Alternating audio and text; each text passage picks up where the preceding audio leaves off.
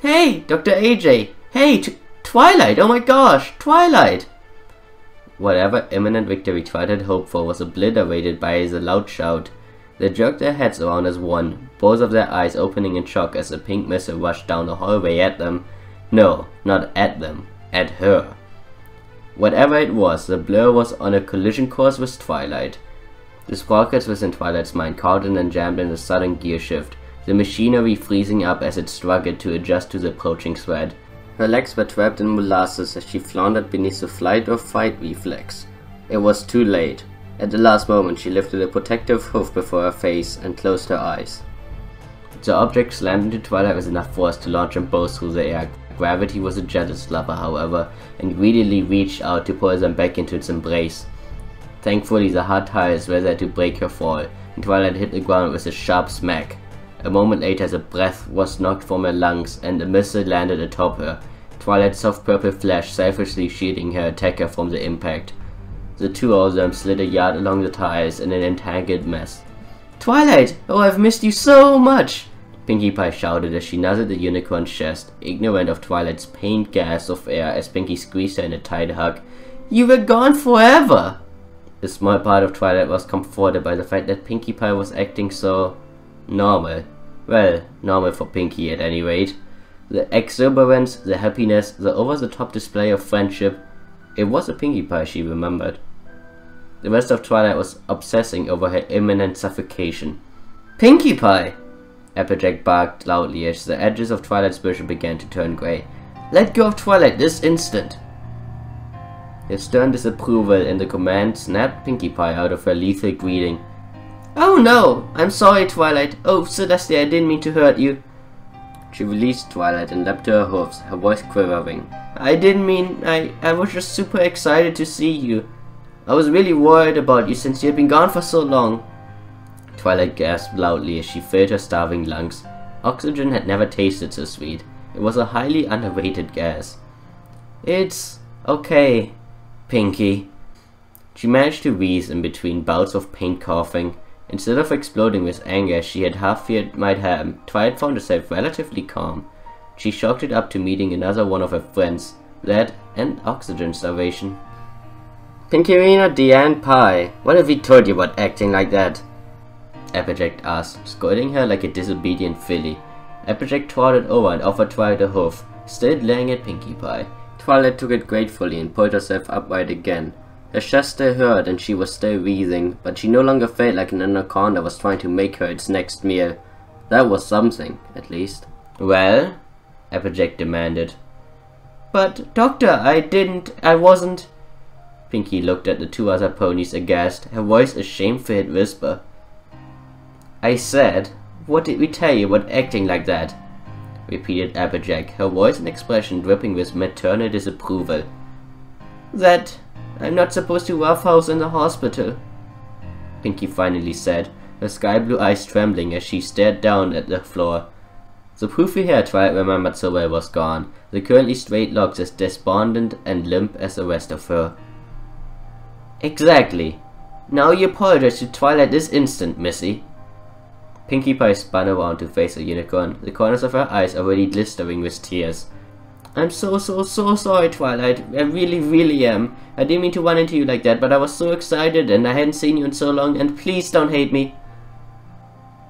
The last of Pinkie's apology came out in a rush, a single long word of guilt and fear, before she clapped her hoofs to her eyes and began sobbing. Twilight stared down at the crying Pinkie Pie in wide-eyed silence. She glanced over at Applejack with an expression of perfect confusion. The other mare gestured with her head at Pinkie Pie, urging Twilight to respond. Apology accepted?"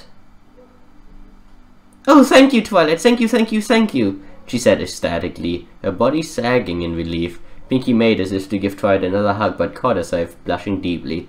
She sniffed and tried to dry her eyes with her hoof instead. "I'm super serious, Twilight. I feel awful for treating you like that. I was so excited to see you again that I just wasn't thinking." Applejack stepped over to Pinkie Pie. "Hey now, Sugar Cube. She accepted your apology already, so there's no need to keep beating yourself up over it," Applejack said, rubbing the back of her neck. The disapproval had been replaced with a tone of gentle reassurance. Pinkie Pie sniffled loudly, her tear-streaked face breaking into a hesitant smile. "Yeah, Pinky, I'm just fine now," she said with a reassuring grin, ignoring the throbbing bruises up and down her side. Pinkie Pie seemed to brighten up immediately, her own smile growing wider. Although Pinkie had nearly assassinated her with irrational exuberance, she couldn't deny that the happy energy in that smile certainly was a welcome taste of home. "Just, don't do it again." "I promise I won't," she said. Her body went rigid and her eyes shot wide open. "No, that's not enough. A promise just won't cut it this time." Twilight blinked. Talking with Pinkie Pie could leave one feeling like they were always one step behind. "Actually, that's just... I must Pinkie promise!" Pinkie Pie interrupted loudly. Before Twilight could respond, Pinkie dropped into a deep bow before her, kneeling on one foreleg and touching her head to the white tiles of the floor.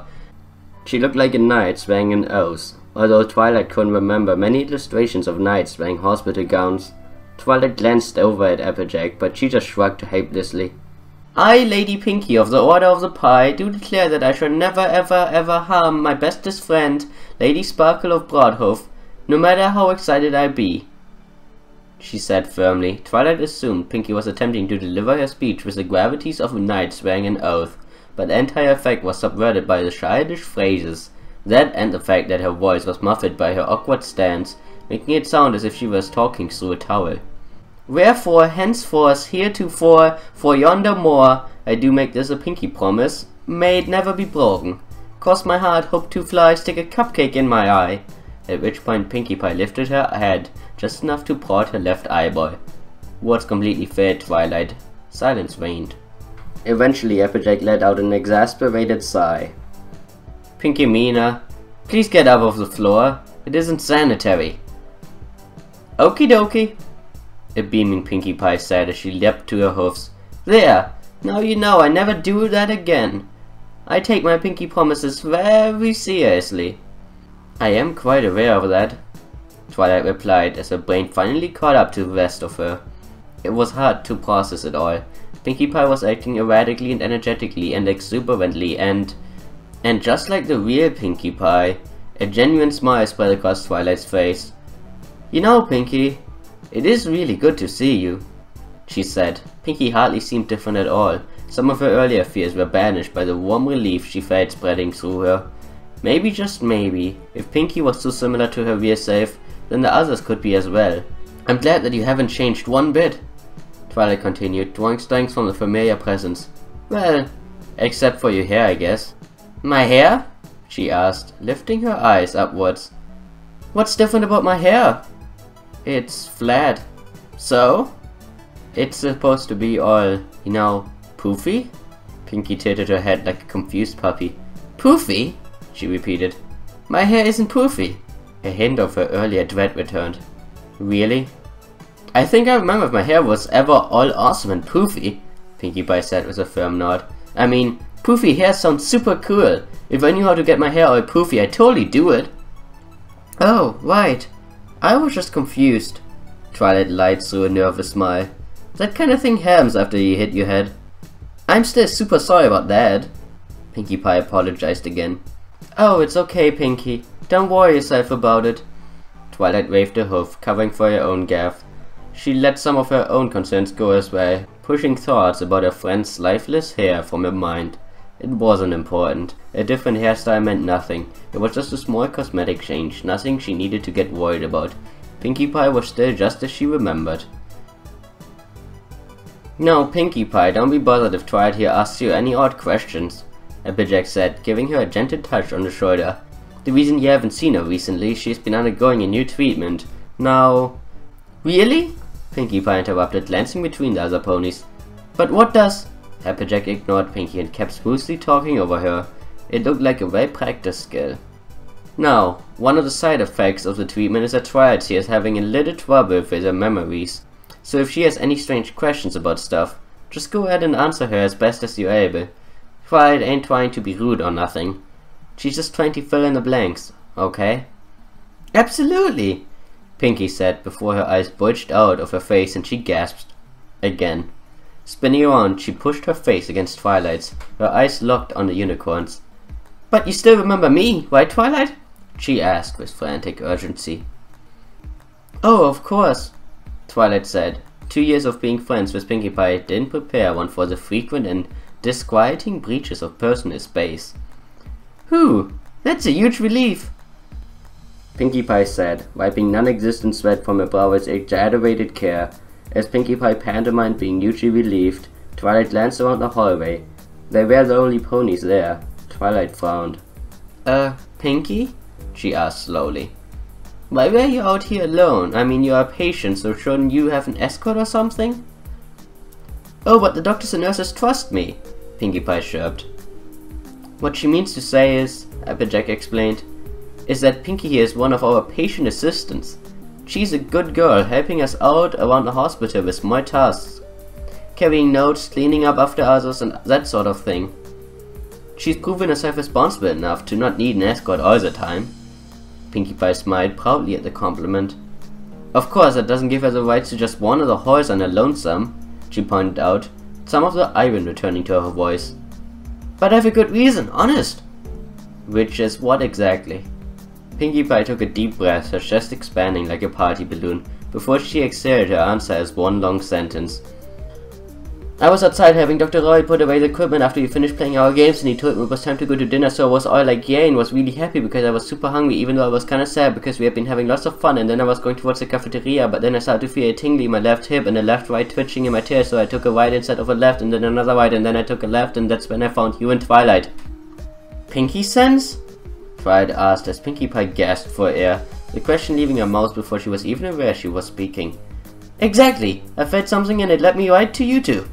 Oh, don't you encourage her, she told Twilight before turning back to the other mare. Pinkie Pie, I know you believe you have this sixth sense of yours, but that's no excuse for wandering off on your own. It just ain't safe. But... no buts! Applejack stomped her hoof for emphasis. Her face softened. Look, Pinkie, we can't let you go off on your own because we're responsible for you. If we don't know where you are, then how can we help you if something bad happens? It just ain't fair for us to put you in that sort of position. Do you understand? Yeah, I know, Pinkie said softly, lowering her head slightly. This one was really strong. I'm sure it was, Sugar Cube. Just remember though, Applejack said in that official condescending doctor tone that Twilight loathed so much, that why this time you found us, what if some pony else finds you next time? You might lose your privileges if they find you just wandering the halls. Or worse, what if Nurse Ratched were to find you? Pinkie Pie's eyes widened in alarm. Oh gosh, I didn't even think about that, she said, twirling her head around as if the nurse was sneaking up on her. Applejack rolled her eyes. Pinkie, she's not here right now. It was just a hypothetical question. Pinkie exhaled in relief.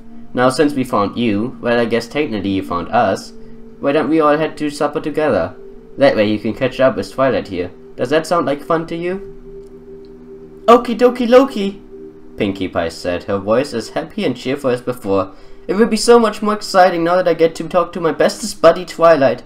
Not that I don't like spending time with my other bestest buddy, Dr. AJ, but now it will be 2 of my bestest buddies. That's like, she counted on her hoofs, 4 times the excitement. Twilight couldn't help herself. 4 times? I think you mean 2, Pinkie. Nope, 4, Pinkie declared with absolute certainty, because there would be 2 of you, but you are both my bestest friends, so that's worth at least 4 regular friendships. But then, because there are 2 of you, I have to split my time between you both, since I only have 1 head. So 2 plus 1 equals 3, then I just take your word on it, Pinkie. Twilight chuckled as the 3 of them turned to continue back the way Pinkie had come from. Closing her eyes, Twilight could almost forget that they were in a hospital.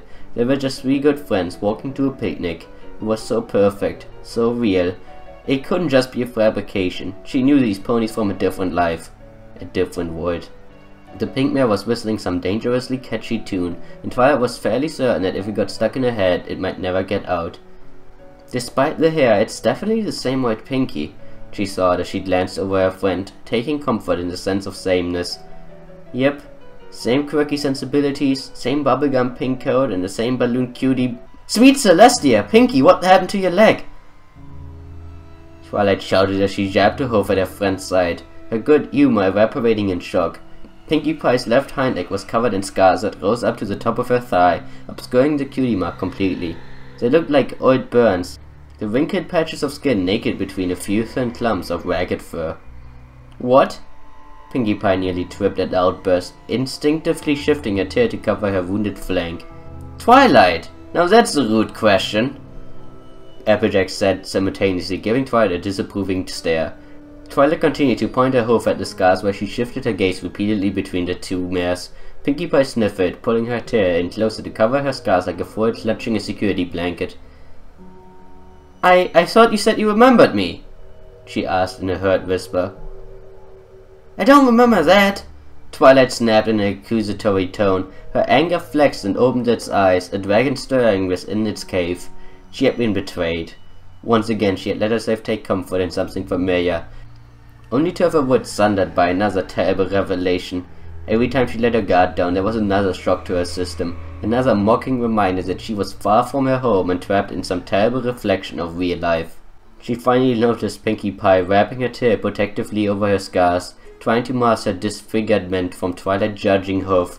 Twilight's anger was extinguished by a cold shower of guilt, icy shame freezing her heart. Her leg fell limply to her side, unable to hold it aloft beneath the weight of sudden self-loathing. She had been shouting and pointing at her friend's scars. How could she be so callous, so cruel, so uncaring? What kind of friend was she? No matter how unprepared she was for it, they weren't to blame. It wasn't fair to be so short with her friends. They had done nothing wrong. The world she had been pulled into was at fault. Her anger snapped irritably as it was pushed back into the recess of her mind. I'm sorry, Pinkie. Twilight apologized like the loathsome little speck of guilt she was. I remember you just fine. I don't remember those scars, and I wasn't prepared. I was just surprised. I didn't want to think about a friend of mine being hurt so badly. Fluttershy flashed through her mind. But still, I was completely out of line, and I'm very sorry. The other two ponies shared a look at her words. Applejack nodded, and the embarrassment on Pinkie Pie's face slowly melted away. It's okay, Twilight, Pinkie said with a smile, her tail uncurling from around her flank. I mean, Dr. AJ said you might not remember everything after all. Besides, you didn't mean it, and you said you were sorry, so there's nothing to be upset about. We are still bestest buddies, right? It was off-putting having Pinkie Pie trying to reassure her after what she had just done. Well, thanks, Pinkie, Twilight replied, managing a weak smile in return. And yeah, we are still bestest buddies.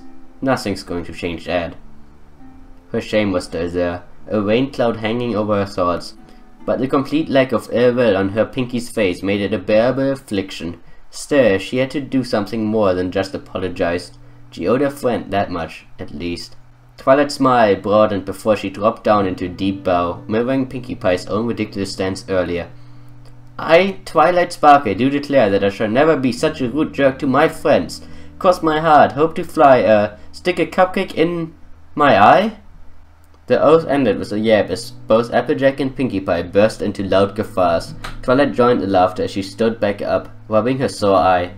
Super duper, now there's absolutely no reason for any of us to be sad anymore, Pinkie Pie declared cheerfully, bouncing on her hoof tips eagerly and looking as imperturbable as ever. Good, Pinkie Pie, Twilight sighed happily. That was a very nice and mature thing to do, Twilight, Applejack told her with warm approval. But I think it's about time we get moving on. I don't think we need to stand around apologizing to each other no more. Besides, supper is going to begin soon. I don't know about you two, but I'm as hungry as a Pegasus who just flew to the moon and back. But I still have a few more rooms to show, Twilight, before we can eat. So let's get a move on so the soup's still warm when we get there. The tour was much more lively as a trio, where Applejack had been very thorough in her descriptions. Pinkie was a pent-up ball of barely related anecdotes and tangential stories. For every room, Applejack pointed out, Pinkie Pie had a story about the time when something had happened to her, a friend, a doctor, a friend of a friend, someone she had never known. And then she had another story related to that. As often as not, they were contradictory and nonsensical, but Twilight found the non-sequiturs refreshing. It helped remind her that deep down, this Pinkie Pie shared something concrete with the Pinkie Pie she remembered. The scars and mane were just bits of smudged frosting. The rest of the light-hearted strawberry cake was still there and intact, and just as she remembered. Twilight blinked. Baking metaphors? She's affecting me more than I thought. Shaking her head, Twilight focused on catching the last of Pinkie's stories. So when he went off to get some towels so he could clean up the vaccine compound, I was left with the whole hallway to myself. So I did the only thing I could. I took a running start and slid all the way down the hallway, Pinky said, stopping just long enough to veer back and lift her foreleg skywards to better illustrate her position. It was so much fun! Even the part where I hit the wall was okay because it didn't hurt that bad.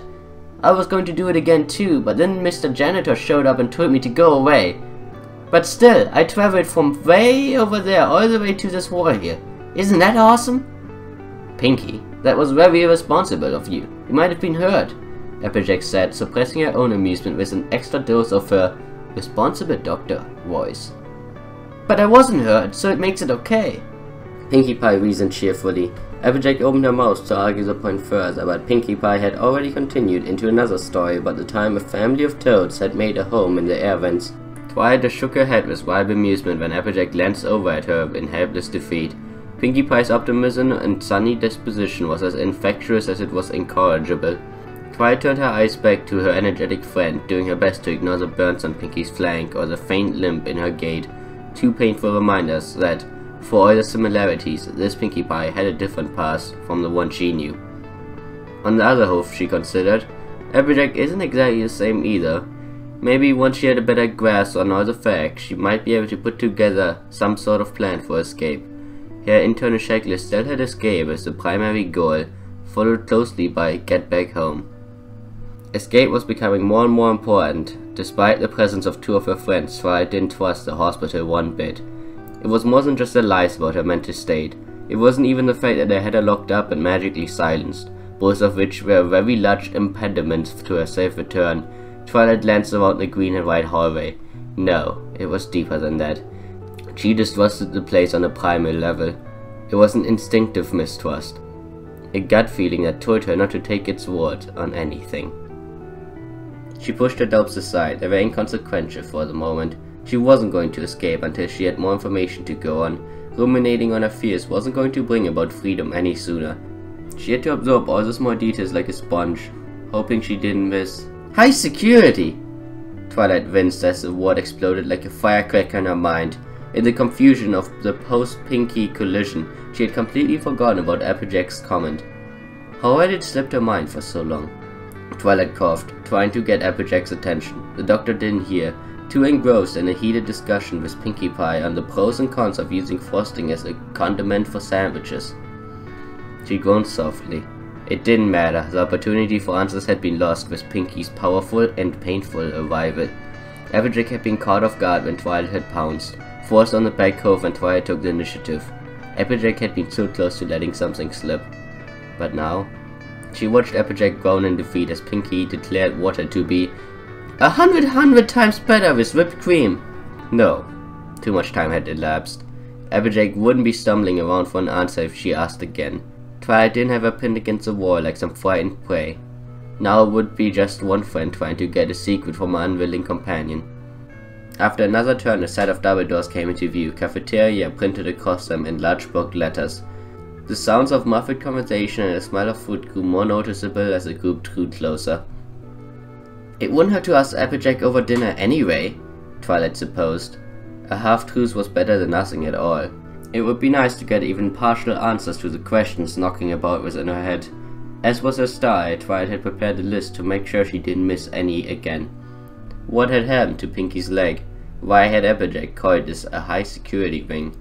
Where were her other friends? The doors were thrown open ahead of the group, the loud bang bringing all three ponies to a jerking halt.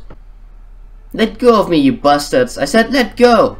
A pale green mare screeched as a quartet of burly orderlies frog marched her into the hallway. She squirmed and bucked wildly, spit flying from her lips as she tried to break free. Two of the stallions were doing their best to tighten the straps on her straitjacket, the straps pulling the mare's forelegs tight across her stomach.